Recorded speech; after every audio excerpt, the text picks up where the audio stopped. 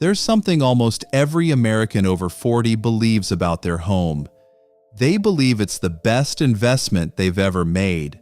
Sometimes they're right. Sometimes they're catastrophically wrong. And almost none of them have actually done the math to know which one is true. Your home is probably the single largest financial decision you'll ever make. It's bigger than your car, bigger than your education, in many cases bigger than your entire retirement account. And yet, for most Americans, it's also the financial decision we understand the least clearly. We buy based on emotion. We justify with assumption. We tell ourselves stories about appreciation and equity and building wealth that may or may not match what actually happened in our specific case. Let me show you the blueprint. Because the gap between what your home is doing for you financially and what you assume it's doing might be the single largest gap in your entire financial life. And once you see it clearly, a lot of other decisions start to make sense in ways they never did before. Let me start with the core truth almost no American discusses clearly. Your home is two things at the same time, and those two things pull in almost completely opposite directions. Your home is an investment. It also happens to be the thing you live in. And the moment those two identities collide, the moment an asset is also your shelter, your safety, your family's address, the place where your children are growing up, the financial math gets tangled with emotional reality in ways that make honest analysis almost impossible. This is why so many Americans over 40 believe their home is their best investment even when the numbers don't support it. It's not dishonesty, it's not stupidity.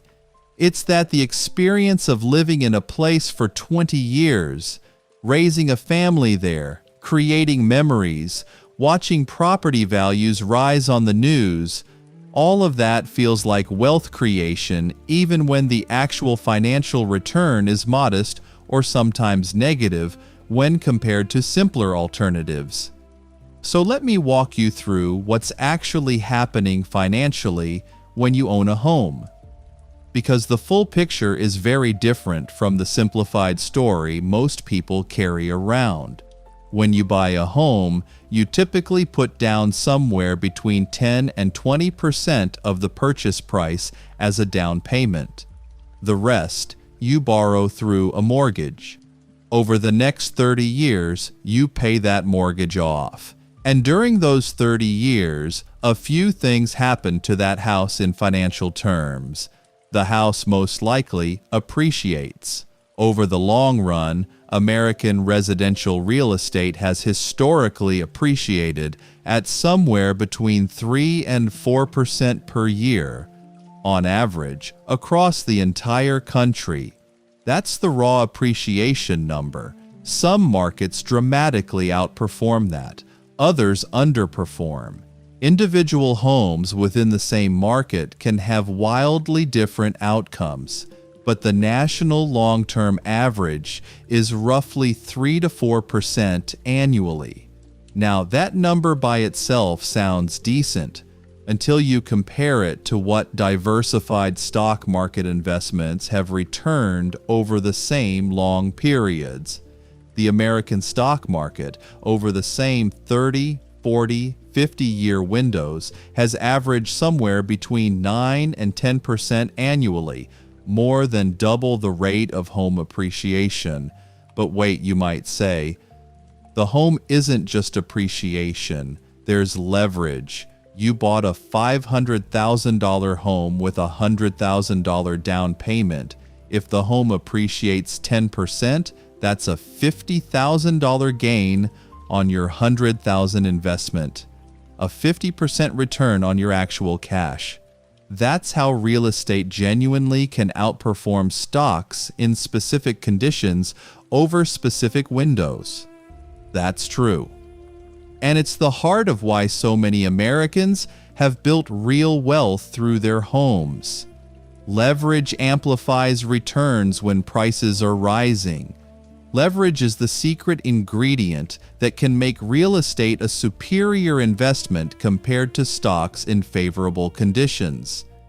But leverage amplifies everything, not just the gains. And this is where the conversation almost always stops. People celebrate the amplification when it works in their favor, and they mysteriously forget about it when it doesn't. There's also a hidden cost column that rarely shows up in the dinner table math. Over 30 years of homeownership, you pay property taxes, typically 1 to 2% of the home's value every year. You pay insurance another half to 1%. You pay for maintenance and repairs, which financial experts estimate at about 1 to 2% of the home's value annually over the long run. You pay for upgrades, renovations, replacements.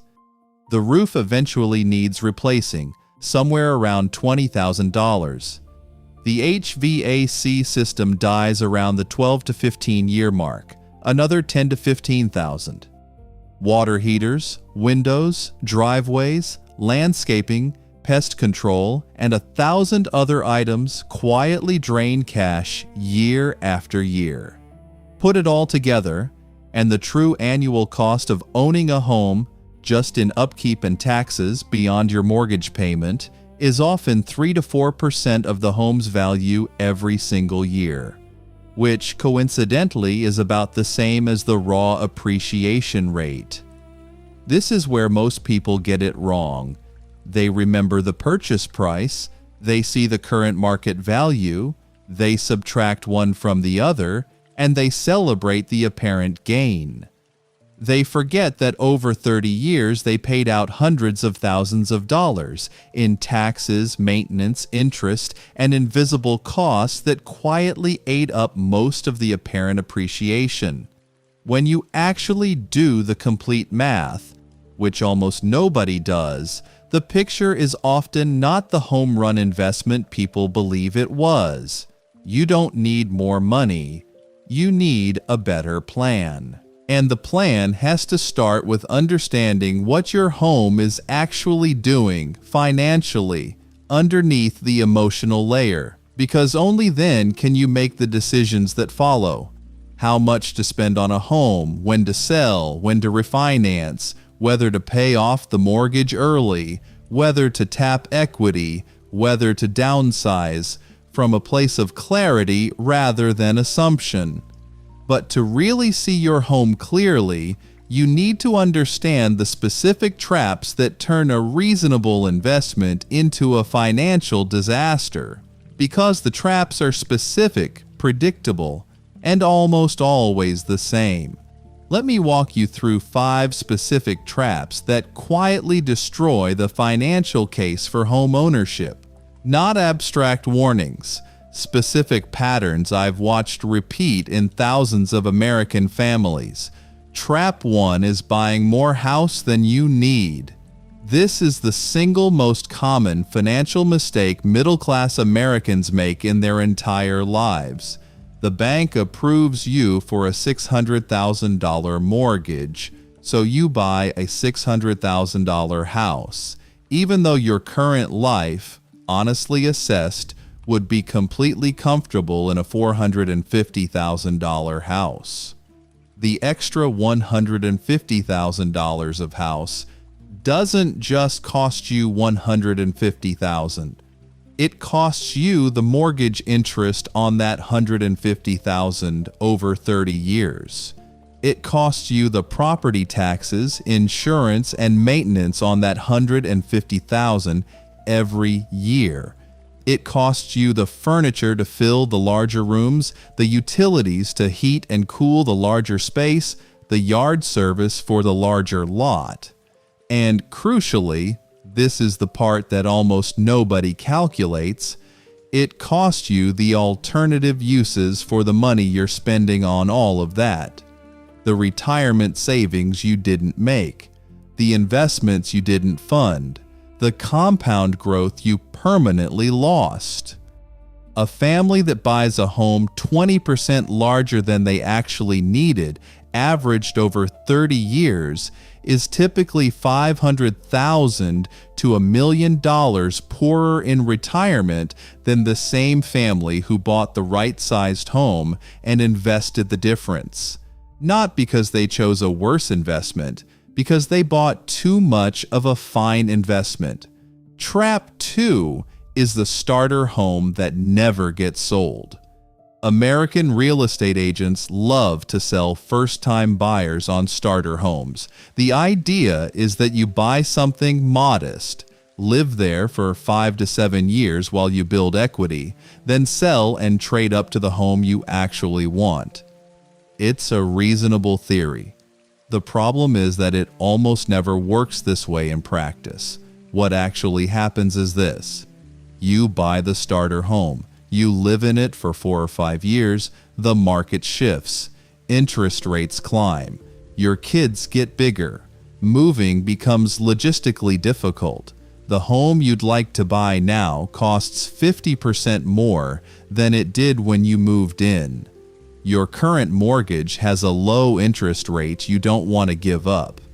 And slowly, without ever making a conscious decision, you end up living in the starter home for 15, 20, 30 years, raising your kids in a space that was designed to be temporary, absorbing the ongoing compromises of a home that doesn't really fit your life. The starter home for millions of Americans becomes the permanent home by default, and the financial math of that default, the cost of renovating a home that wasn't ideally designed for your family, the ongoing awkwardness, the lost opportunity of other paths you didn't take, can be significant.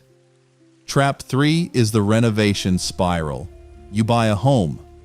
6 months in, you decide to renovate the kitchen. $35,000, then the bathroom. $20,000, then the basement. $40,000. Then new windows, $25,000, then landscaping, $10,000. You tell yourself each renovation adds value to the home. Sometimes it does. Often the ratio is brutal. Most home renovations return between 50 and 70% of their cost in resale value, which means that for every $100,000 you spend improving your home, you'll recoup $60,000 when you sell. The remaining $40,000 is gone. It's been absorbed into lifestyle consumption, which is fine as long as you know that's what's happening. The trap is telling yourself it's an investment when it's mostly consumption dressed in investment language. Trap 4 is the failure to refinance strategically. Over 30 years of home ownership, interest rates cycle up and down multiple times. Americans who pay attention and refinance when rates drop meaningfully can save hundreds of thousands of dollars in interest over the life of a loan. Americans who don't pay attention, who keep the mortgage they got on day one even when rates have dropped 2 percentage points, leave enormous sums on the table. The opposite is also true. Americans who refinance recklessly, pulling cash out every few years, extending the loan term over and over, effectively using their home as a piggy bank, end up paying off a mortgage forever. They reach their 60s with decades of mortgage still remaining because every time they got close to paying it off, they reset the clock. Trap 5 is concentration risk. For most American middle-class families, the home is 60, 70, even 80% of their total net worth. This is dangerous for reasons most people don't think about. Your home is one asset, one geographic location, one type of asset, one housing market. If your local economy struggles, if a major employer leaves your area, if demographics shift against your neighborhood, your entire financial life becomes correlated with that one house. And you can't easily diversify because a house is also where you live. This is where most people get it wrong. They think the home is diversification from the stock market. It's actually the opposite. It's another form of concentration, just in a different asset class. A family with a paid-off $500,000 home and $200,000 in retirement savings has 71% of their wealth in one piece of real estate. That's extreme concentration by any reasonable definition. You don't need more money. You need a better plan. And the plan, when it comes to your home, has to account for all 5 of these traps. Because avoiding them, or recognizing when you've already fallen into them, changes everything about how you should think about the next decade of your financial life. Now let me show you the other side. Because after everything I just said, you might be thinking, I'm anti-home ownership. I'm not. I want to be very clear about that. Home ownership, done correctly, can be one of the most powerful wealth-building tools available to middle-class Americans. The question is not whether to own a home.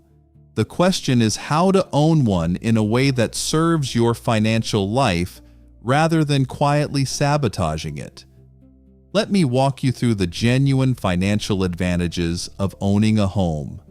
Because they're real, and understanding them clearly is how you use them rather than being fooled by them. Advantage 1. Forced savings. This one doesn't get enough credit. Every month, when you pay your mortgage, a portion of that payment goes to principal. You're essentially paying yourself. Over 30 years, that principal accumulation becomes significant. A family that started with a $200,000 mortgage ends 3 decades later with $200,000 of equity they almost certainly wouldn't have saved any other way. For most Americans, this is the single most honest financial argument for homeownership. Not that it's a great investment compared to other options, that it's a structured savings mechanism that happens automatically every month without requiring discipline. The mortgage payment becomes the savings account that most Americans would never actually fund on their own. Advantage 2. Inflation protection. Your mortgage payment, once set, is fixed for 30 years. Your rent, on the other hand, rises with inflation. Over 30 years, average rents in American cities have roughly tripled.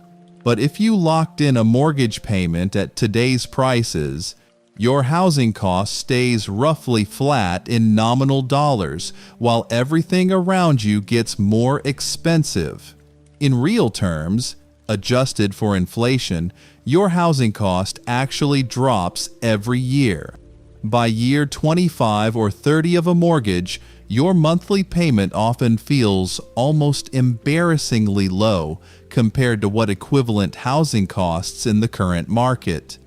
This is a real, durable, mathematical advantage of owning over renting. It's not just theoretical. It's what allows so many retirees to live comfortably on modest incomes. Their housing cost was locked in decades ago at prices that no longer exist. Advantage 3. Leverage, when used correctly. I mentioned leverage earlier as a double-edged sword, and it is. But when used carefully, leverage is genuinely one of the reasons real estate can build extraordinary wealth.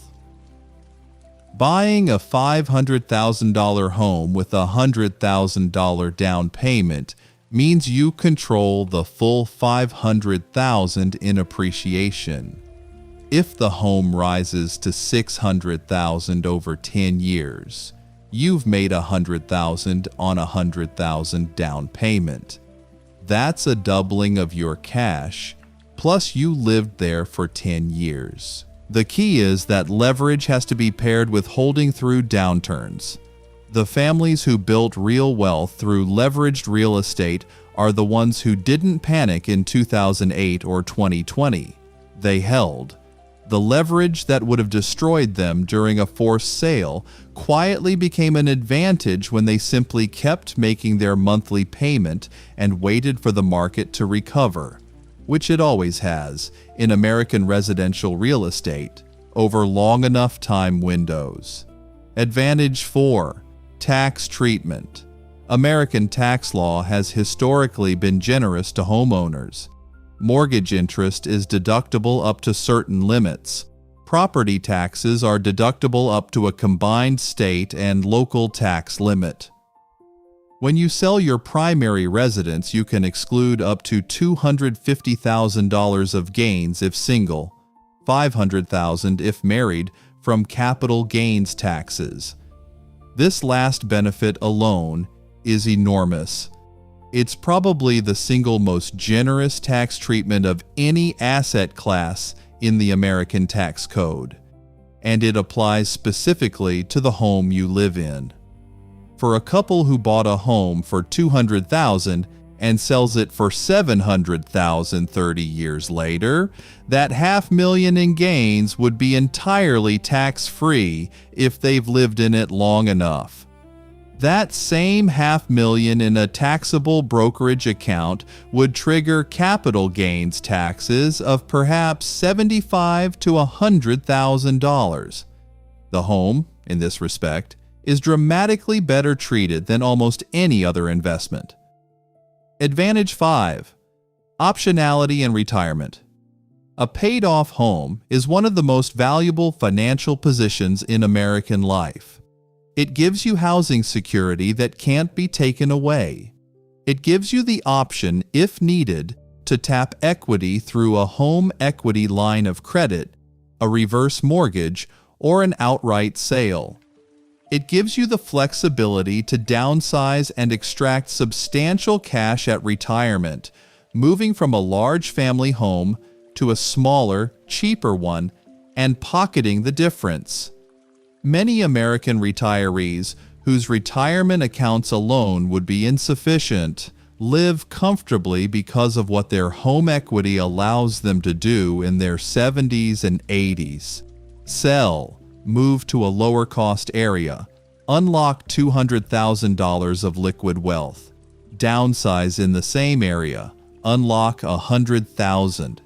Use a reverse mortgage to access equity without selling. The home becomes a reserve, not an income producer day to day, but a reserve that can be activated strategically. If you fix this, everything changes. You don't need more money. You need a better plan. And the plan, for most American homeowners, lies somewhere between the trap patterns and the advantage patterns. Avoiding the worst behaviors, capturing the genuine benefits, making your home work for your life rather than against it. Now let me give you the most important practical question of this entire video. The one almost no American over 40 asks themselves honestly. How much house should you actually own? Not how much house can you afford. Not how much the bank will approve you for. Not how much your neighborhood seems to expect. How much house, given everything else you need to accomplish financially between now and retirement, should you actually have? Let me give you a framework. Because this framework, applied honestly, is one of the most important financial decisions of your adult life. The first rule is what I call the 30% rule. Your total housing cost, mortgage, property taxes, insurance, and ongoing maintenance averaged over time should not exceed 30% of your gross monthly income. This is the ceiling, not the target. The target for financial comfort is closer to 25%.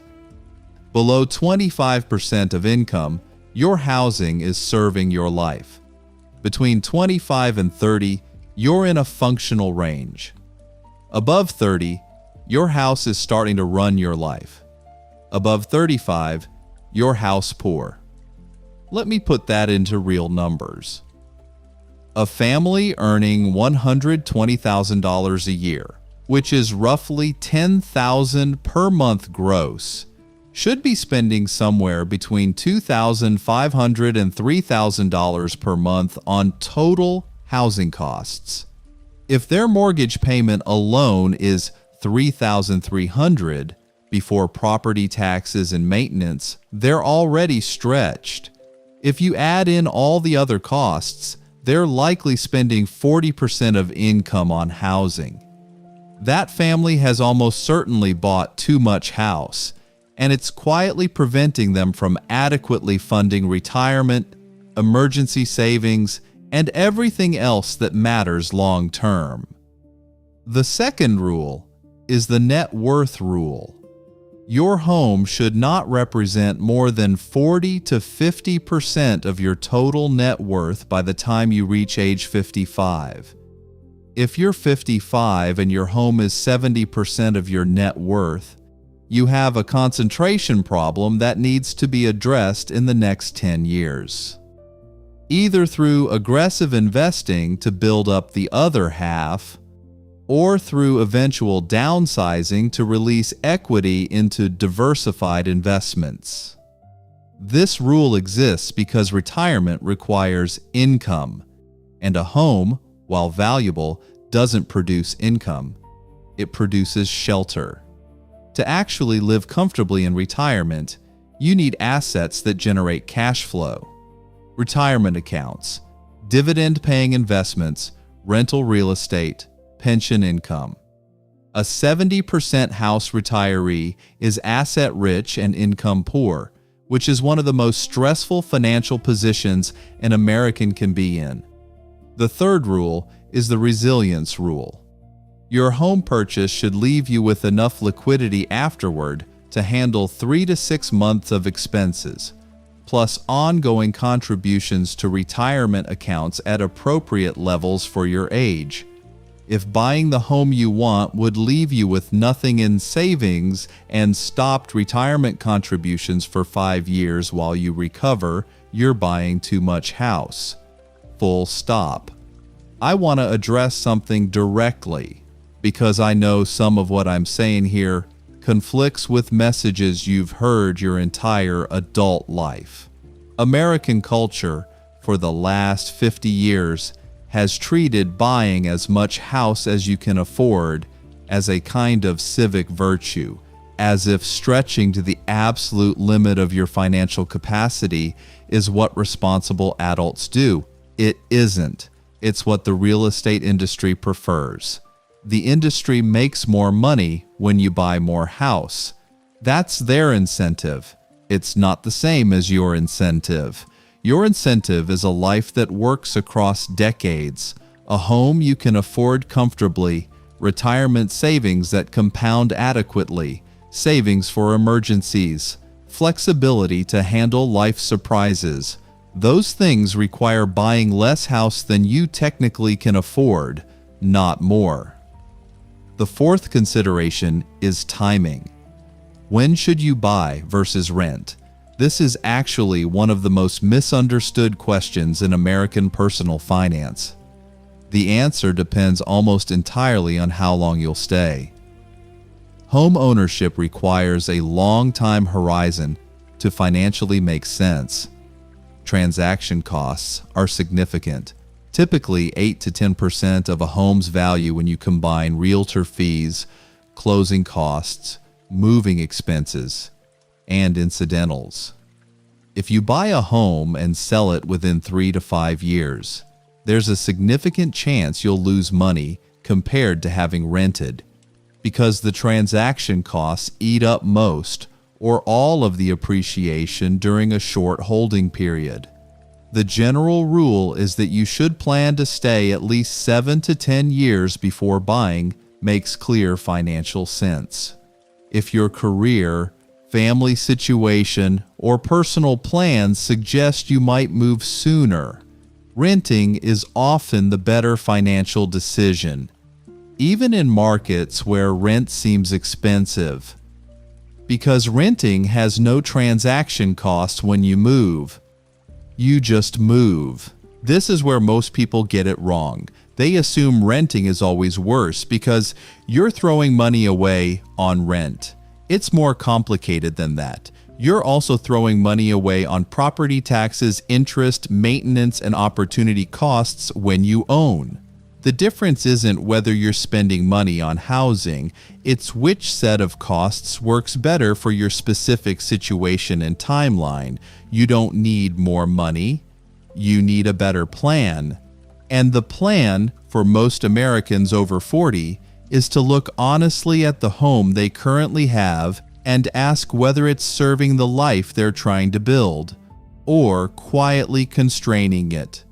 Now let me address the question almost no one asks out loud.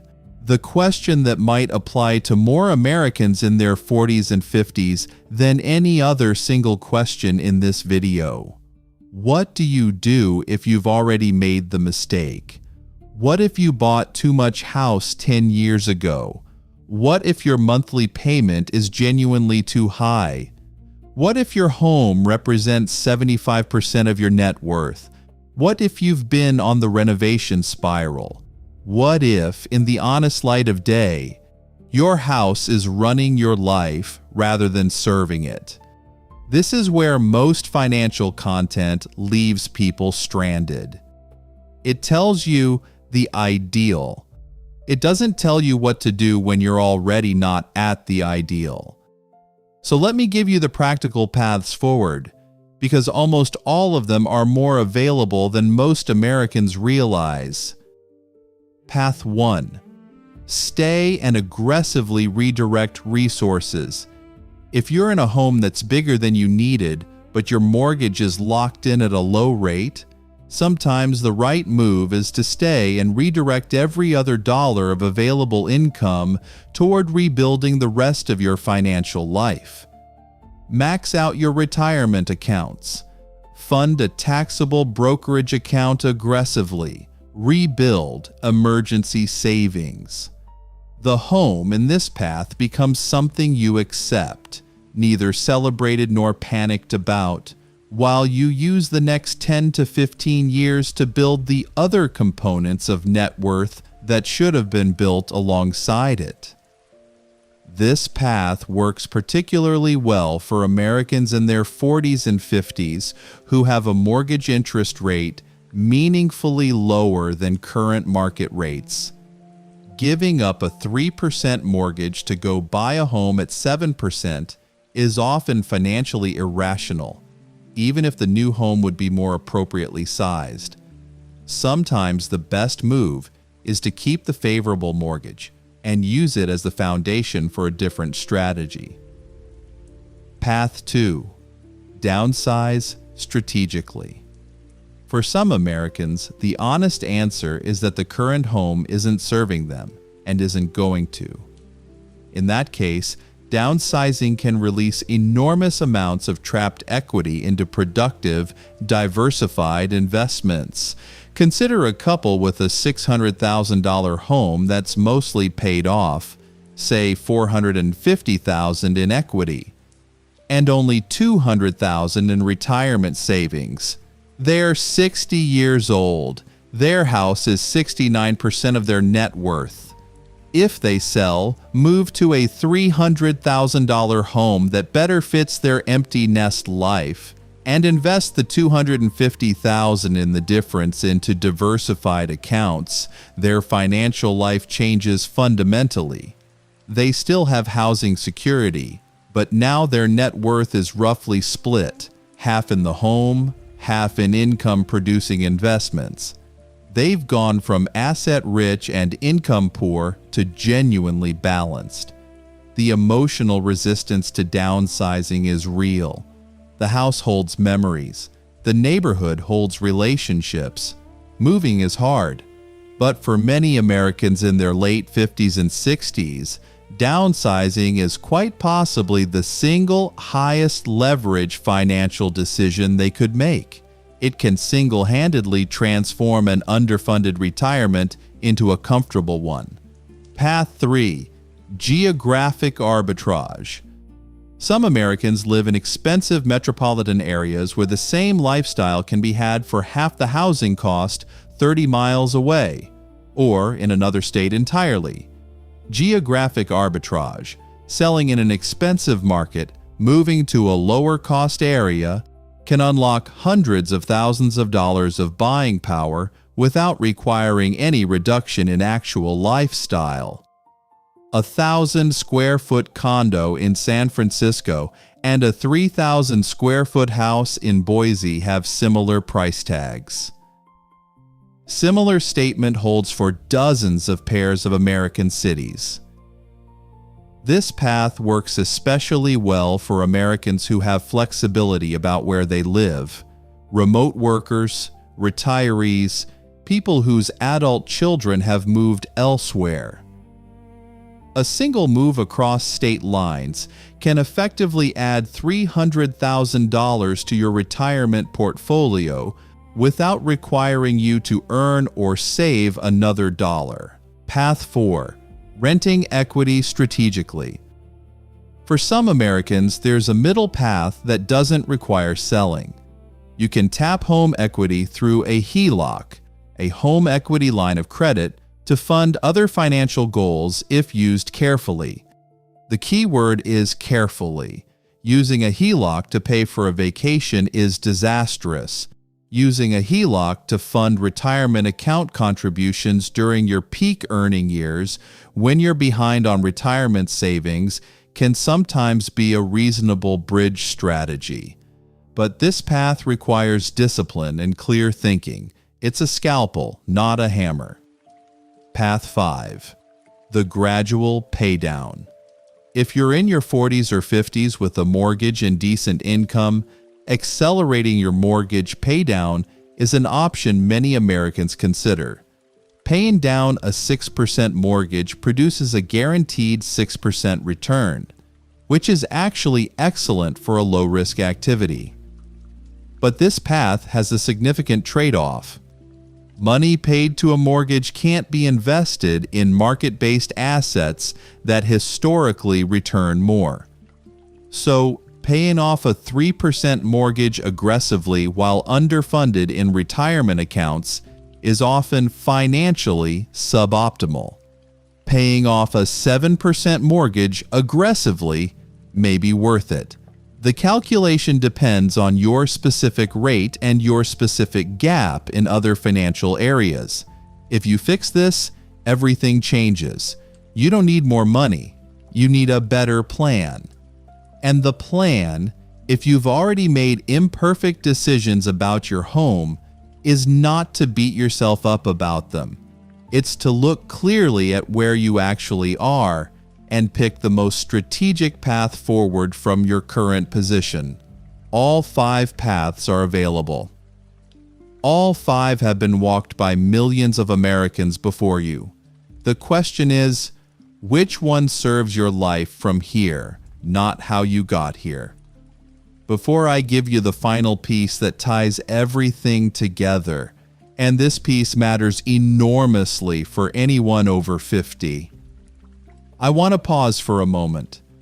If you've made it this far into the video with me, if you've sat through honest math about the home you love, if you're still here and still willing to examine the single biggest financial decision of your adult life without getting defensive, I want to invite you to subscribe to this channel and walk with us every single day. This is the kind of conversation we have here.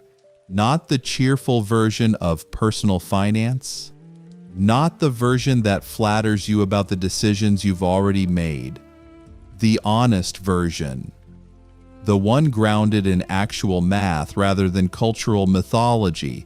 And I want to say something directly. Everything I've said in this video conflicts with messages Americans have absorbed their entire adult lives. Your home as your best investment, buying as much house as you can afford, homeownership as the path to wealth. These messages have been repeated so often from so many sources that they feel like truth. But repetition isn't truth. The real estate industry, the mortgage industry, the home improvement industry, All of them have enormous financial incentives to reinforce these messages. That doesn't mean the messages are false. It means they're worth examining carefully, with an eye toward whose interests they actually serve. When you look honestly, the picture that emerges isn't homes are bad investments. It's homes are complex investments with real advantages and real costs, and the difference between a home that builds wealth and a home that drains wealth comes down to specific decisions most Americans make without thinking carefully about them. That's it? That's the whole story. Now let me give you the final piece. For anyone over 50 watching this video, there's a specific strategic question you should be asking yourself right now, and it's this: what role will this home play in my retirement? Not in the abstract. Specifically, with numbers. When you retire, what'll your monthly income need to be? How much of that will come from Social Security, pensions, retirement accounts? What's the gap? If there's a gap, how does this home help close it? Through downsizing, through a reverse mortgage, through relocating to a lower cost area? Or does the home have no role at all in generating retirement income because you plan to stay forever? There's no wrong answer to these questions, but there's a wrong version of not asking them, which is to arrive at retirement and discover that your financial plan assumed your home would play a role, but you never actually planned how. That's where a lot of American retirees end up trapped.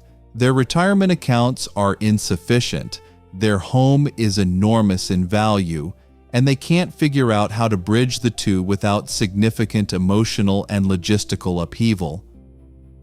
The better path is to start asking the retirement role question at age 50, or 55, or 60, well before you actually retire. So you have years, sometimes a decade, to make the adjustments that align your housing situation with the retirement you actually want. Some Americans will realize that their current home needs to be their retirement home, and they'll make it happen by structuring their other finances accordingly. Others will realize they need to downsize, and they'll plan the move over 5 years rather than rushing it. Others will realize geographic arbitrage opens up possibilities they hadn't considered. The specific conclusion isn't what matters. What matters is asking the question early enough that you have agency over the answer. This is probably the single most important takeaway of this entire video. Your home doesn't get to just sit there as an unexamined assumption in your financial plan. It has to be integrated. It has to be part of the strategy. The same way your 401k, your Roth IRA, your HSA, and your emergency fund all have defined roles. Your home needs a defined role too. When you give it a defined role, you can design your life around it rationally. When you leave it as a vague assumption, it can quietly undermine everything else. If you fix this, everything changes. You don't need more money. You need a better plan. And the plan for your home specifically should be written down, not in legal documents, just on a piece of paper, maybe in a planning notebook, where you sketch out the answers to a few specific questions. What does this home cost me each year, all in? What percentage of my net worth is it? What role will it play in my retirement? Specifically, if I were to downsize, what would that look like financially? If I were to stay forever, what does my retirement plan need to look like to make that work? A few pages of honest thinking, maybe one Saturday afternoon of careful consideration. That single exercise, done once at age 45 or 50 or 55, can reshape the next 30 years of your financial life more than almost anything else you'll do, because the home you own, the home you love, the home where your life happens, it deserves to be understood clearly. It deserves to serve your life rather than hide in the blind spots of your financial planning. And you deserve to understand exactly what you have, what it's costing, what it's doing, and what role it will play in the future you're building. There's a scene I want you to carry with you after this video ends. Imagine a quiet evening 20 years from now. You're sitting on the porch of a home. Maybe it's the same home you're in tonight. Maybe it's a different one, smaller, in a different town, chosen deliberately for this stage of your life. The specific address doesn't matter. What matters is what's happening around you. Your retirement accounts have grown quietly for decades. Your investments generate income every month without you having to think about them. The home you're sitting on the porch of is paid off or close to it. And most importantly, it fits. It fits your life at this stage. The space is right-sized. The location serves the way you want to live now. The monthly cost is manageable within your retirement income. You're not trapped in a house that made sense 20 years ago but doesn't make sense anymore. You're exactly where you want to be, in exactly the right place, at exactly the right moment. That scene is not luck. It's not inherited. It's not a reward for being the highest earner. It's the result of thinking, sometime in your 40s or 50s, about what role a home should play in your financial life, and then making decisions aligned with those answers, one at a time, over a period of years. Now picture the alternative scene. Same age, different trajectory. You're in a home that's too big for your current life, too expensive for your retirement income, too burdensome to maintain. Your property taxes go up every year. Your maintenance costs mount. You'd like to move, but the idea of downsizing feels impossible to navigate now. Your adult children sometimes talk to you about it gently, but the conversations are difficult. You feel trapped in a home you love, unable to find a path forward that doesn't feel like failure. This is the position millions of American retirees find themselves in. Not because they did anything egregiously wrong, just because they never made their home an active part of their financial planning. Both scenes are possible. Both are happening right now in different American households across the country. And the difference between them is almost never income. It's almost never luck. It's whether the homeowner, somewhere in middle age, sat down and thought clearly about what this home was doing financially, what it would do in the decades ahead, and what decisions needed to be made to align the home with the life they actually wanted to live. The work isn't dramatic. The work is quiet. A Saturday afternoon of honest math. A conversation with your spouse about what you actually want your retirement to look like. A careful look at how much of your net worth is sitting in one asset. A willingness to consider, for the first time maybe in your life, that the home you bought 15 years ago might not be the right home for the next 15 years. And that adjusting is not a failure, but a continuation of the same kind of intentional thinking that got you this far.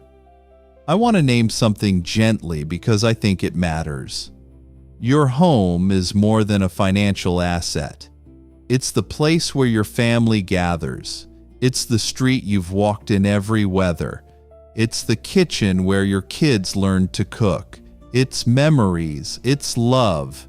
It's real things that can't be reduced to spreadsheets or percentages of net worth. I'm not asking you to stop loving your home. I'm asking you to love it clearly, which means seeing it as it actually is, not as the cultural mythology says it is. Seeing it with its real costs and its real advantages. Seeing it as part of a larger financial life that includes many other pieces. Seeing it as something that might serve you beautifully now, but need to evolve at some point. Not because you failed, but because life evolves, and homes that fit one stage rarely fit all stages.